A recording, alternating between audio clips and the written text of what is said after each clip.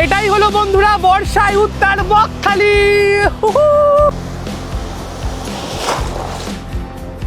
ভাইরা আবার ফুটবল এনেছে, ফুটবল খেলছে সমুদ্রে সবাই মিলে। কেমন লাগছে? ভালো লাগছে? সমুদ্র বেশ কিন্তু একটা বড় সড়ো রুম, এক কথায় দুর্দান্ত লাগছে। চারিদিকটা যেদিকেই তাকাচ্ছি শুধুই কিন্তু ম্যানগ্রোভের জঙ্গল। এই যে দেখতে পাচ্ছ এটাই কিন্তু মাছ ধরার জাল। চিংড়ি রয়েছে, এগুলো স্কুইড রয়েছে। এরকম জায়গা যে আমাদের পশ্চিমবঙ্গেই রয়েছে সত্যি আগে জানতাম না। নমস্কার বন্ধুরা, আমি সম্পদ। আজ হলো জুলাই মাসের 8 তারিখ। এখন সময় বলছে সকাল 6:30। এই মুহূর্তে রয়েছি শিয়ালদা স্টেশনের বাইরে। আর কলকাতা তথা দক্ষিণবঙ্গে শুরু হয়ে গিয়েছে ঝমঝমিয়ে বর্ষা। আর এই ভরা বর্ষায় দুদিনের ছুটি এবং একঘেয়েমি কাটাতে আমি রওনা হয়েছি বকখালির সমুদ্র সৈকতের উদ্দেশ্যে। দীঘা, পুরী কিংবা মন্দারমণির মতো বকখালি যেতে কোনো প্ল্যানিংয়ের দরকার হয় না, তার কারণ খুব সহজেই ঘুরে আসা সম্ভব। আমি আগেরবার যেমন পুরো দিনের দিন ঘুরে আবার ফিরে এসেছিলাম, এবারে ইচ্ছা আছে একটু গিয়ে ভালো একটা জায়গায় থাকবো, সবটা খুব সুন্দরভাবে ঘুরে দেখব এবং চেষ্টা করব যতটা কম খরচে ঘোরা সম্ভব। তো আমার ট্রেন রয়েছে 7:14 নামখানা লোকাল। আমি সমস্তটাই তোমাদের সাথে শেয়ার করে দেবো। তাহলে চলো এখন ভিতরে ঢুকে টিকিট কাটতে হবে। এই নামখানা লোকাল ধরতে হলে আমাদের কিন্তু আসতে হবে শিয়ালদা স্টেশনের যে সাউথ সেকশন রয়েছে সেখানে। একটা নামখানা এখনও আমাদের ট্রেন প্ল্যাটফর্মে দেয়নি, মোটামুটি ওই 18-19 নম্বর প্ল্যাটফর্মে দিয়ে থাকে। যাই হোক, শিয়ালদা থেকে নামখানা পর্যন্ত আমাদের ভাড়া পড়লো মাত্র 25 টাকা। এখন সময় বলছে 6:54 আর আমাদের নামখানা লোকাল দিয়ে দিচ্ছে 18 নম্বর প্ল্যাটফর্মে। এই যে ঢুকছে আমাদের নামখানা লোকাল। ভালোই ভিড় আছে আজকে। বাপ রে বাপ, ওঠারে নাপ দিদিন আগে। অবশেষে বন্ধুরা ট্রেনে উঠে পড়লাম, জায়গাও পেয়ে গেছি। অন্য দিনের তুলনায় কিন্তু বেশ ভিড় রয়েছে দেখতে পাচ্ছি। যা হোক, কয়েকটা ইনফরমেশান দিয়ে রাখি। মানে আমাদের বকখালি যেতে হলে প্রথমে কিন্তু পৌঁছতে হবে নামখানা।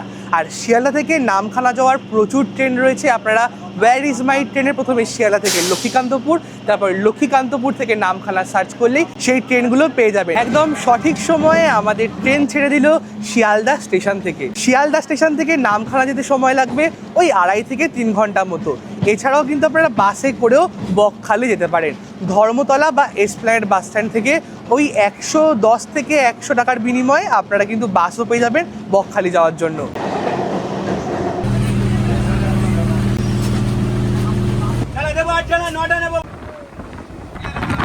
এই মুহূর্তে বন্ধুরা সময় বলছে সকাল 8:57।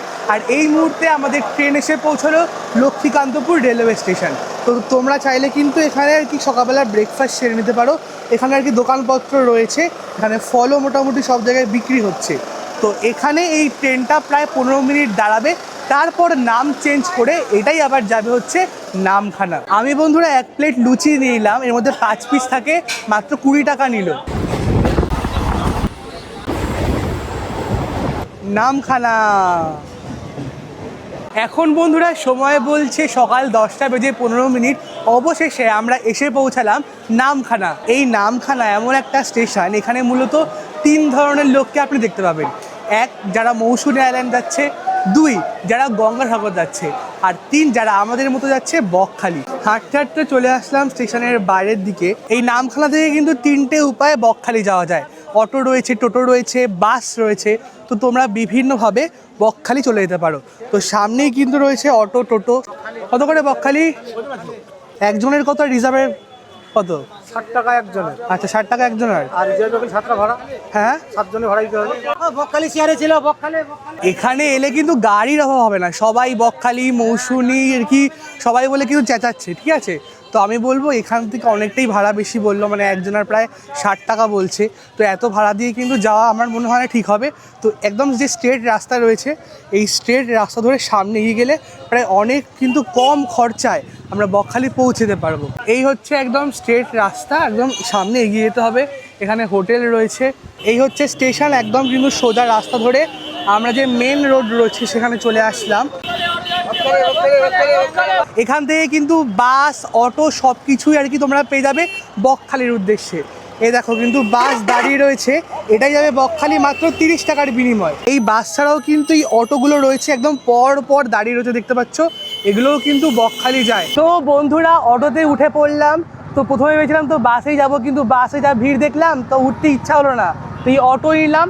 এখান থেকে বকখালি নিচ্ছে পার হেড মাত্র 40 টাকা করে, ওখানে নিচ্ছিল 60 টাকা, তো অনেকটাই কিন্তু কম হচ্ছে আমাদের। এছাড়াও কিন্তু তোমরা রিজার্ভও করতে পারো, সেক্ষেত্রে 400 টাকা লাগবে রিজার্ভে। তো এখান থেকে যেতে কত সময় লাগবে যেতে? হার্ডলি 45 মিনিট, তার থেকে বেশি না তো? একদম, মানে ওই মোটামুটি 40 থেকে 45 মিনিট কিন্তু যেতে সময় লাগবে।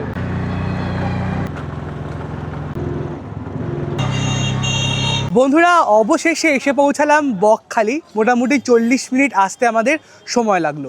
তো এখন হচ্ছে আমাদের যেটা মেন কাজ, সেটা হচ্ছে হোটেল খোঁজা। আমরা কোনো হোটেল খুঁজে কিন্তু আসিনি। তো এই রোডটা দেখতে পাচ্ছ, এটাই কিন্তু নামখানা থেকে একদম স্ট্রেট আসছে, আর একদম যে সোজা চলে যাচ্ছে এটাই হচ্ছে বাস স্ট্যান্ড, বা যে বকখালি বাস স্ট্যান্ড যেটা আমরা বলি সেটাই কিন্তু। তো এর আশেপাশে কিন্তু প্রচুর হোটেল রয়েছে, বকখালিতে হোটেলের অভাব নেই।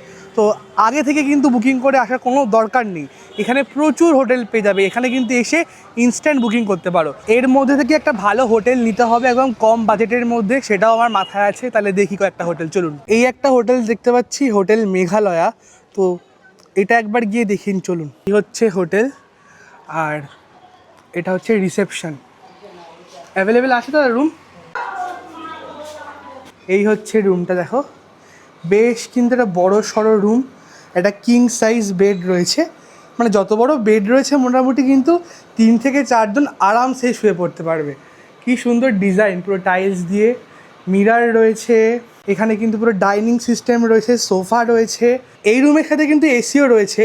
আর সবচেয়ে একটা প্লাস পয়েন্ট সেটা হচ্ছে ব্যালকনি দিয়েছে, দেখুন কি সুন্দর ব্যালকনি দিয়েছে রুমের। তো এই হচ্ছে পুরো ব্যালকনি, ছোট্ট খাট্টোর মধ্যে ব্যালকনি। কথায় বলতে গেলে কিন্তু রুমটা আমার ভালোই লেগেছে।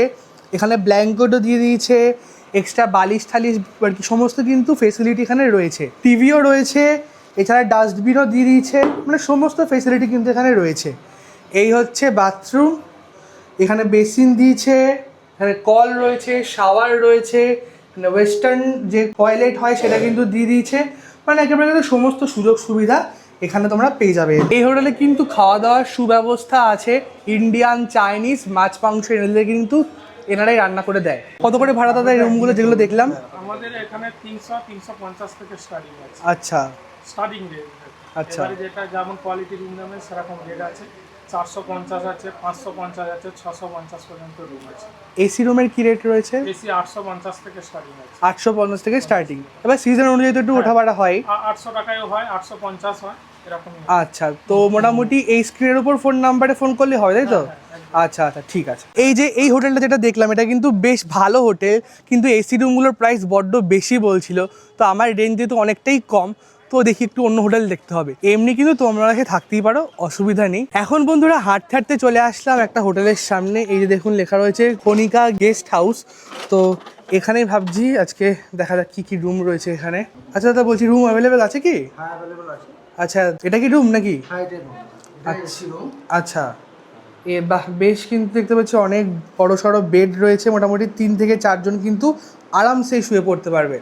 এসি রয়েছে, ফ্যানের কিন্তু সমস্ত ফেসিলিটি দিয়েছে, এখানে একটা জানলা রয়েছে, এখানে একটা সিটিং অ্যারেঞ্জমেন্ট রয়েছে, বেশ সুন্দর সাজানো গোছানো একটা রুম, কিন্তু পুরো টাইলস লাগানো, একদম কিন্তু নতুন ঝা চকচকে রুম বলতে গেলে। আর এবার একটা বাথরুমটা দেখিয়ে দিই, এখানে একটা মিরর রয়েছে, আর এই হচ্ছে বাথরুম। দেখি বাথরুমটাও কিন্তু বেশ সুন্দর, পরিষ্কার পরিচ্ছন্ন, শাওয়ার রয়েছে, এখানে একটা ছোটো বেসিন দিয়ে দিয়েছে, বেসিনটাও কিন্তু বেশ পরিষ্কার পরিচ্ছন্ন চারিদিকটা। এখানে একটা ওয়েস্টার্ন টয়লেট দিয়ে দিয়েছে। এই ছোট্টখাট্টোর মধ্যে বাথরুম সহ এই রুমটা কিন্তু আমার বেশ ভালোই লেগেছে। তো এখানে কি রেট রয়েছে একবার এই দাদার কাছ থেকে জিজ্ঞেস করে নিই, চলুন। দাদা বলছি এই রুমটার কি রেট রয়েছে এখন? এই রুমটার রেট নন এসি 430 টাকা, আচ্ছা আর এসি হলে 850 টাকা। আচ্ছা, মানে সিজন অনুযায়ী এটা আবার সিজন বাড়তে কমতে পারে? হ্যাঁ বাড়তে কমতে পারে।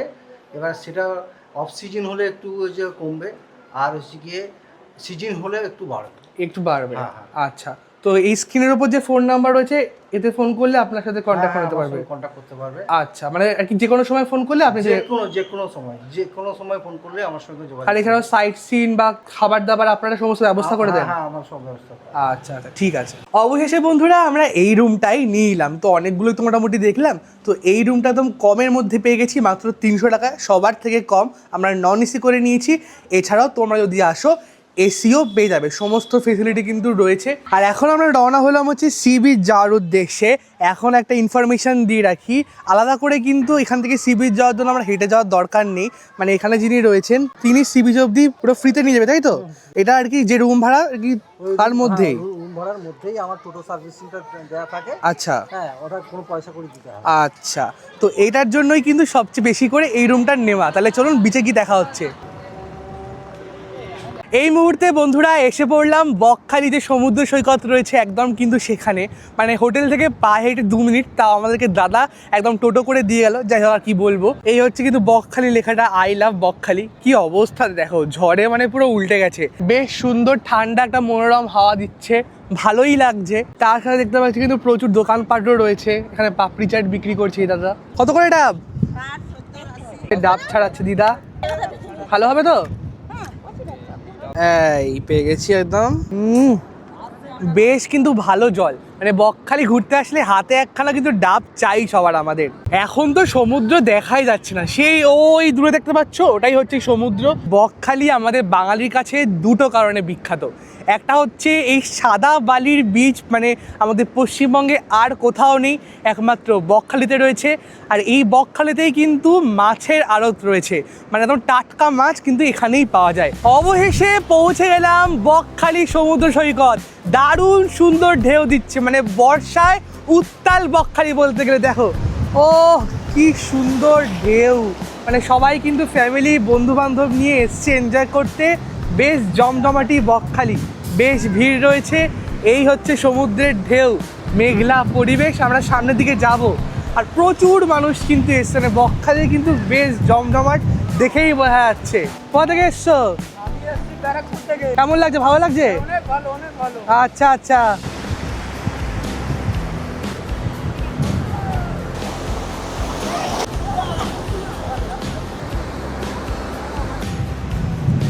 ভাইরা আবার ফুটবল এনেছে, ফুটবল খেলছে সমুদ্রে সবাই মিলে। এই সি বিচের দুর্দান্ত হাওয়া তো দারুণ লাগছেই। আর এখানে কি দেখুন, কি দেখতে পেলাম, কি বানিয়েছো? জলপরি লাগছে, জলপরি। এটাই হলো বন্ধুরা বর্ষায় উত্তাল বকখালি। কি ঢেউ আসছে দেখো।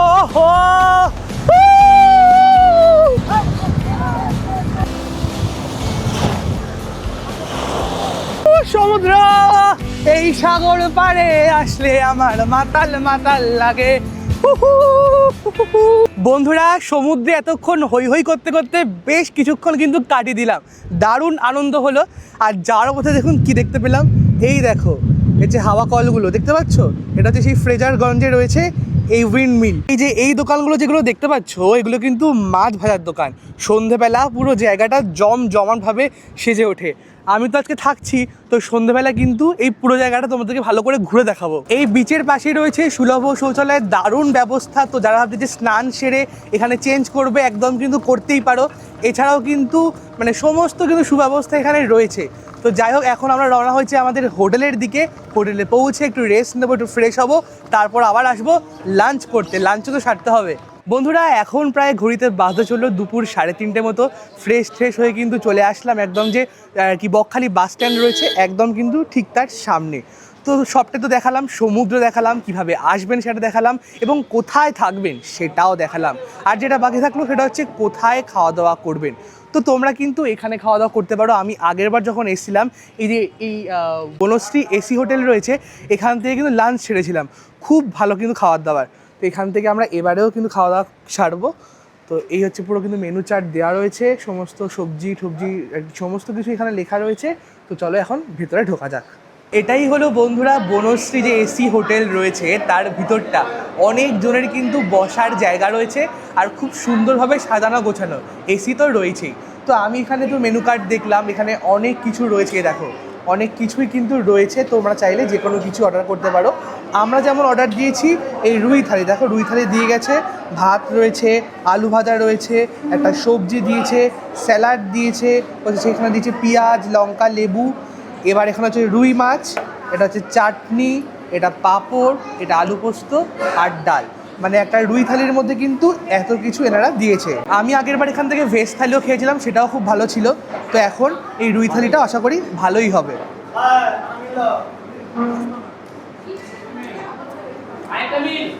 ভালোই খাবার দাবার। দুপুরের খাওয়া দাওয়া শেষ করে বন্ধুরা একটা টোটো বুক করে বেরিয়ে পড়লাম।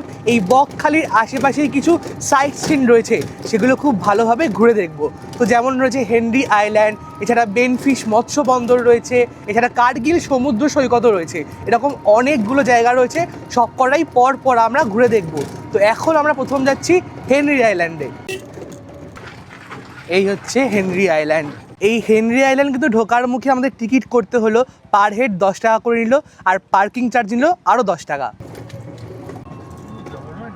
এই মুহূর্তে আমাদের টোটো এসে দাঁড় করালো এই যে সুন্দরী কমপ্লেক্স রয়েছে একদম কিন্তু এর সামনে। এই যে এই সোজা রাস্তা ধরে আমাদের সামনে এগিয়ে যেতে হবে। এক কথায় দুর্দান্ত লাগছে চারিদিকটা, যেদিকেই তাকাচ্ছি শুধুই কিন্তু ম্যানগ্রোভের জঙ্গল। এই হচ্ছে একটা কাঠের ব্রিজ, এখানে কিন্তু সতর্কীকরণ দিয়েছে যে এখানে একে একে পার করতে হবে, আর এখানে কিন্তু বিপদ রয়েছে, তো সাবধানে এই কাঠের ব্রিজ আমাদেরকে ওই পার করতে হবে। আর শুনেছি এখানে নাকি ভূত থাকে এই হেনরিজ আইল্যান্ডে। এবার জানি না ঠিক কতটা সত্যি বা মিথ্যে, সবটাই লোক মুখে শোনা। তো যাই হোক, দেখো এই নিচ দিয়ে কিন্তু বয়ে যাচ্ছে নদী, মনে হচ্ছে না আমরা চলে এসেছি সুন্দরবনে। সুন্দরবনে ঠিক কিন্তু এই রকম সমস্ত প্রাকৃতিক পরিবেশ আমরা দেখতে পাই। এই হচ্ছে ম্যানগ্রোভের জঙ্গল, আর তার মাঝে দেখুন লাল কাঁকড়া। এই দেখো কত বড় একটা লাল কাঁকড়া, পুরো ভর্তি চারিদিকটা, মানে অনেকগুলো রয়েছে, সব ভিতরে কিন্তু ঢুকে যাচ্ছে গর্তে। এই মুহূর্তে বন্ধুরা এসে পৌঁছালাম যে হেনরি আইল্যান্ডের সি বিচ, কিন্তু সেখানে এটাই হচ্ছে সি বিচ, একদম মানে বর্ষায় উত্তাল সমুদ্র বলতে গেলে। আর চারিদিকটার অবস্থা দেখো মানে কি হয়েছে। এটায় কিন্তু ওয়াচ টাওয়ার ছিল একটা, এটা কিন্তু পুরো ভেঙে ঠেঙে যা অবস্থা হয়েছে, মানে এমন ঝড় এসছে এই অবস্থা, ভাবতেই পারছো। এই হেনরি আইল্যান্ডের সমুদ্র সৈকত কিন্তু সবার থেকে আলাদা, বেশ নির্জন একদম নিবিড় একটা সমুদ্র সৈকত, ম্যানগ্রোভ জঙ্গল রয়েছে, সাথে এরকম সমুদ্রের মিষ্টি হাওয়া রয়েছে। নিজেদের প্রিয় মানুষ, বন্ধু বান্ধব কিংবা ফ্যামিলির সাথে অবশ্যই এখানে আসতে পারো, এসে ফটো কিন্তু প্রচুর পরিমাণে তুলতে পারো। আর যেটা বলা সেটা হচ্ছে আগে কিন্তু জায়গাটা একটু অন্যরকমই ছিল, এখানে পুরো বালি কাদা ঠাদা পুরো ভরে গেছে, সমুদ্র অবধি যাওয়ার কোনো উপায় দেখতে পাচ্ছি না। তো এখন এরকম লাগছে, আমি যখন লাস্টবার এসেছিলাম তখন কিন্তু দুর্দান্ত লাগছিল। এখন এমনি ঠান্ডা হাওয়াই খাচ্ছি, এই আর কি। সব জোড়ায় জোড়ায় এখানে ফটো তুলছে। যাই হোক, এখানে বেশিক্ষণ থাকা যাবে না, আমাদেরকে যে নেক্সট সাইট সিন আছে সেটার উদ্দেশ্যে রওনা হতে হবে, হাতে একদম কম সময়। হেনরিজ আইল্যান্ড থেকে আমরা কিন্তু এখন এসে পৌঁছলাম এই বানি ওয়াচ টাওয়ারে। এই ওয়াচ টাওয়ার থেকে নাকি পুরো জায়গাটার দারুণ সুন্দর ভিউ দেখা যায়। এই হচ্ছে সিঁড়ি রয়েছে, এই সিঁড়ি দিয়ে একদম উপরে উঠতে হবে। এটাই হলো এই ওয়াচ টাওয়ারের উপরটা। আর এখান থেকে দেখো মানে পুরো জঙ্গলের কিন্তু ভিউ আসছে, মানে এটা কিন্তু পুরোটাই ম্যানগ্রোভের জঙ্গল। আর ওই যে দেখো ওটা হচ্ছে সমুদ্র সৈকত, এই যে সমুদ্র সৈকত, জায়গাটা কিন্তু বেশ ভালো। আর এখানে একটা হল ঘর দিয়েছে দেখতে পাচ্ছি, এখানে বসে এরকম ভিউ কিন্তু এনজয় তোমরা করতে পারবে। এই যে এসে পৌঁছলাম বেনফিশের যে টিকিট কাউন্টার রয়েছে সেখানে। এই বেনফিশে এসে কিন্তু দাদাকে পেয়ে গেছি। তো এই বেনফিশটা কেন ফেমাস তো একটু জেনে নি দাদার কাছ থেকে, এটা দাদা বলে দিন। এটা হচ্ছে বেনফিশ মৎস্য দপ্তর। এই বেনফিশ মৎস্য দপ্তরে আসার জন্য আপনাদেরকে জানাই স্বাগতম। আচ্ছা, এই বেনফিশে ঢুকতে গেলে প্রথম হচ্ছে এন্ট্রি ফি লাগে জনপ্রতি 10 টাকা করে। আচ্ছা। আপনাদের গাড়ি পার্কিং লাগবে 10 টাকা। আচ্ছা। ইন টোটাল খরচা হবে 30 টাকা। এর ভেতরে যাবেন, দেখবেন বঙ্গোপসাগর থেকে একটা এডওয়ার্ড ক্রিক খাড়ি এর ভেতরে এসছে। আচ্ছা। সেই খাড়িতে মৎস্যজীবীরা বঙ্গোপসাগর থেকে লবণাক্ত মাছ ধরে নিয়ে আসে। সেই ভাসমান জেটিতে মাছটা তোলা হয়, সেই মাছটা গাড়িতে করে ডায়মন্ড শিয়ালদা পাতিপুকুর ওখানে যায়। এবং এখান থেকে একটা হেলিপ্যাড আছে, এখান থেকে দেখতে পাবেন ওই জম্বু আইল্যান্ড। আচ্ছা, সবই দেখা যায় লঞ্চে করে। আচ্ছা। ওটা ফ্রি নৌকার আন্ডারে। আচ্ছা, ওটা আলাদা করে বুক করতে হয়? আলাদা করে বুকিং করতে হয়। এই মুহূর্তে বন্ধুরা এসে পৌঁছালাম যে ফ্রেজারগঞ্জ আর যে বেনফিশ মৎস্য বন্দর রয়েছে সেখানে। এই দেখো লেখা রয়েছে বেনফিশ ফ্রেজারগঞ্জ মৎস্য নিলাম কেন্দ্র। এখানেই কিন্তু মাছ কিন্তু যারা আর কি মাঝিরা আর কি তুলে নিয়ে আসে সেগুলোই কিন্তু এখানে নিলাম হয়। এ হচ্ছে নিলাম কিন্তু ঘর, মানে যার মাছের ওজন যত বেশি সে কিন্তু ততটাই টাকা পাবে। আমি এখানে এসে যতবারই এটা জিনিস বুঝতে পারি, এই সমস্ত যত জায়গা রয়েছে সবই কিন্তু আগে সুন্দরবনের আন্ডারে ছিল, মানে এটা কিন্তু এক প্রকার বলতে গেলে সুন্দরবনই। এখন এত লোকজন এসছে, আস্তে আস্তে কিন্তু ডেভেলপ হতে হতে জায়গাটা এরকম হয়েছে। তো সামনে দেখতে পাচ্ছ অনেক বড় বড় যে মাছ ধরার যে জাহাজ সেগুলো দাঁড়িয়ে রয়েছে, এগুলো করেই কিন্তু মাছ ধরা হয়। চলো সামনে এগিয়ে যাই আমরা একটু। এই দেখো পুরো লাইন দিয়ে কিন্তু জাহাজ পর পর দাঁড়িয়ে রয়েছে, এগুলো করেই কিন্তু এই মাঝিরা মাছ ধরতে যায় এই নদীতে।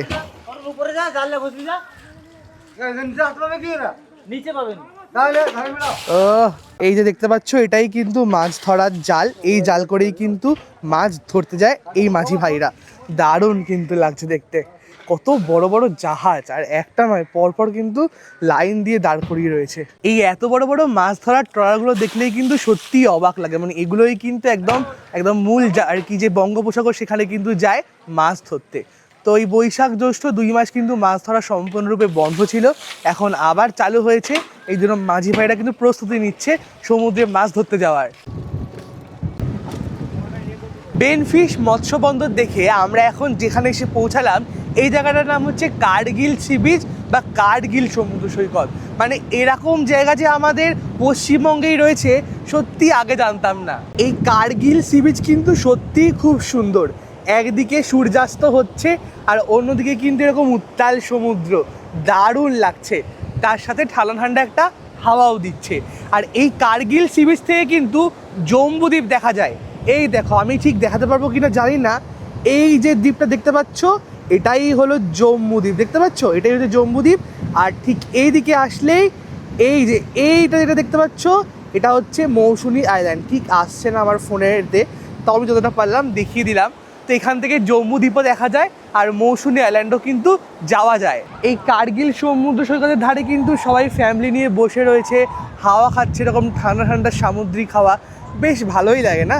তো এখানে কিন্তু দোকানপত্রেরও ব্যবস্থা রয়েছে, সন্ধে হলেই সমস্ত দোকান কিন্তু এখানে খুলে যায়। বন্ধুরা, কার্গিল সি বিচ দেখে আমরা কিন্তু এখন রওনা হলাম ফ্রেজারগঞ্জের দিকে। তো এটা হচ্ছে এমন একটা জায়গা যেটা যখন 2020 সালে আমফান এসেছিল, মানে আমফান বলে যে ঝড়টা এসেছিল, সবচেয়ে যে এলাকাটা ক্ষতিগ্রস্ত হয়েছিল পশ্চিমবঙ্গের মধ্যে, এই ফ্রেজারগঞ্জ হলো হচ্ছে সেই জায়গাটা। এই মুহূর্তে এসে পৌঁছলাম ফ্রেজারগঞ্জে। এই হচ্ছে ফ্রেজারগঞ্জ জায়গাটা, বা আগে থেকে কিন্তু অনেকটাই বেশ পরিবর্তন হয়েছে, মানে অনেকটা উঁচু টুচু হয়ে গেছে। এই জায়গাটা তো খুব খারাপ অবস্থা ছিল, হাঁটা যেত না, তার থেকে কিন্তু অনেক ভালো কন্ডিশনে রয়েছে। আর এই ফ্রেজারগঞ্জই হলো এমন একটা জায়গা যেখানে কিন্তু উইন্ড মিল রয়েছে বা বায়ু কল রয়েছে। এই দেখো আমার পিছনেই এই হচ্ছে এই একটা উইন্ড মিল, ওদিকে একটা রয়েছে, ওদিকে একটা রয়েছে, অনেকগুলো রয়েছে। তো এগুলো কিন্তু আমফানের সময় পুরো নষ্ট হয়ে যায়, সেই থেকে এরকমভাবেই রয়েছে, আর কোনো কাজ করে না। আর এটাই হলো সেই ফ্রেজার শাহের বাংলো। দেখুন অবস্থাটা, মানে ঝড় এসে যে একটা বাড়িকে কীরকম আকৃতি দিতে পারে এই বাড়িটাকে দেখলে কিন্তু সম্পূর্ণভাবে বোঝা যায়। পুরো ভেঙে চুরে শেষ করে দিয়েছে, গাছও জন্মে গেছে। যাই হোক, এখন এই রাস্তাটা দিয়ে আমরা ওপরে উঠবো।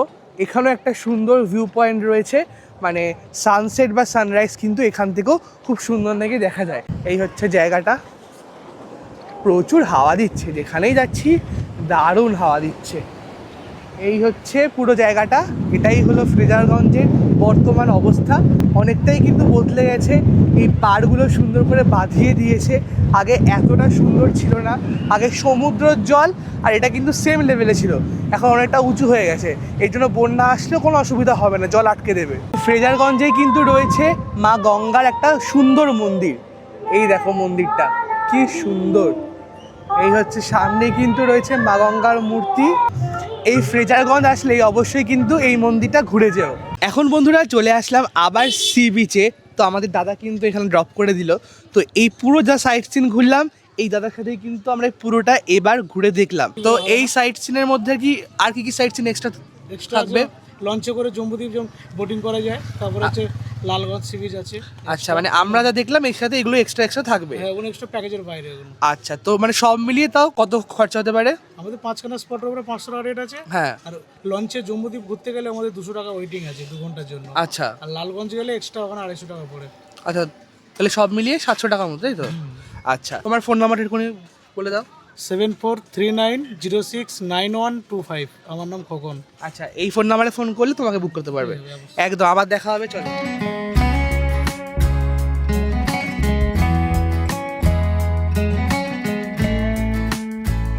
এখন বন্ধুরা চলে আসলাম যে বকখালি সি বিচ রয়েছে সেখানে। সময় বলছে সন্ধে 7টা। আর দেখুন চারিদিকটা পুরো একেবারে জমজমাটিভাবে কিন্তু সমস্ত দোকানপত্র খুলে গেছে। এখানে অনেক কিছু জিনিসপত্র বিক্রি হচ্ছে, মাছ বিক্রি হচ্ছে, মানে বকখালি যেটার জন্য কি পরিচিত, এখানে টাটকা টাটকা নাকি মাছ পাওয়া যায়। মাছ এই এক ধরনের মাছ, এই এক ধরনের মাছ। এগুলো কী মাছ আছে এগুলো? আচ্ছা, পমফ্রেট মাছ। এখানে চিংড়ি রয়েছে, এগুলো স্কুইড রয়েছে, অক্টোপাস এগুলো, তাই তো? এই যে অক্টোপাস রয়েছে। কত করে অক্টোপাস একটা? এটা 250, 200, 300 এরকম করে, তাই তো? আচ্ছা, আর এই সব কটা মাছই কিন্তু খুবই টাটকা দেখেই মনে হচ্ছে। তো দেখা যাক কি ট্রাই করি। এই বকখালি সমুদ্র সৈকতেও কিন্তু পুরো চেয়ার বিছানো রয়েছে। তোমরা চাইলে এখানে বসে সমুদ্রের হাওয়া এনজয় করতে পারো, ঠিক পুরীর সমুদ্র সৈকতের মতো। তো এখানে জিজ্ঞাসা করলাম 1 ঘন্টার জন্য নিচ্ছে মাত্র 20 টাকা। আমরা যখন দীঘা যাই তখন কিন্তু ওল্ড দীঘা যাই মার্কেট করার জন্য। তো সেরকমই কিন্তু বকখালিতে একটা ছোটোখাটো মার্কেট রয়েছে। তো একদম কিন্তু লাইন দিয়ে এদিকেও প্রচুর দোকানপত্র রয়েছে, এদিকেও প্রচুর দোকানপত্র রয়েছে। এখানে কিন্তু অনেক কিছু বিক্রি হচ্ছে। দেখো, বকখালি সমুদ্র সৈকত অনেক কিন্তু মানে একদম সামগ্রী বিক্রি হচ্ছে। এখানে দেখতে পাচ্ছি বিক্রি হচ্ছে ঝিনুকের তৈরি বিভিন্ন আইটেম। এই ঠাকুরগুলো কত করে এগুলো? আচ্ছা, এগুলো হচ্ছে 200 টাকা। আর ওই আয়নাগুলো, ঝিনুকের আয়নাগুলো 50 টাকা। অনেক জিনিসপত্র কিন্তু এখানে রয়েছে। আমার তো এই ঝিনুকের তৈরি এই মূর্তিগুলো বেশি সুন্দর লাগলো, বেশ ভালো। Good morning from Bakkhali. এখন সময় বলছে সকাল 7টা। ঘুম থেকে উঠে পড়েছি। তো যাই হোক, কালকে ওই সি বিচ থেকে এসে ডিনার করে চটপট শুয়ে পড়েছিলাম, এর জন্য আর কিছু দেখানো হয়নি। আর আমরা যে হোটেলে রয়েছি এই হোটেলে এই রুম ছাড়াও কিন্তু আরও অনেকগুলো রুম রয়েছে। আমি স্ক্রিনের উপর দিয়ে দিলাম ফোন নাম্বার। মানে তোমরা যখন বকখালি আসবে অবশ্যই কিন্তু এখানে থাকতেই পারো। বেশ সুন্দর ব্যবহার আর সব কিছু কিন্তু খুব ভালোই লাগলো আমার। সব শেষে এখন আমরা রওনা হয়েছি বাড়ি ফেরার উদ্দেশ্যে। নামখানা থেকে আমাদের ট্রেন রয়েছে 8টা থেকে 17 মিনিটের। এই যে হচ্ছে বাস, এই বাস করে আমরা যাবো প্রথমে নামখানা স্টেশন। ওই ভাড়া পড়বে 30 টাকা।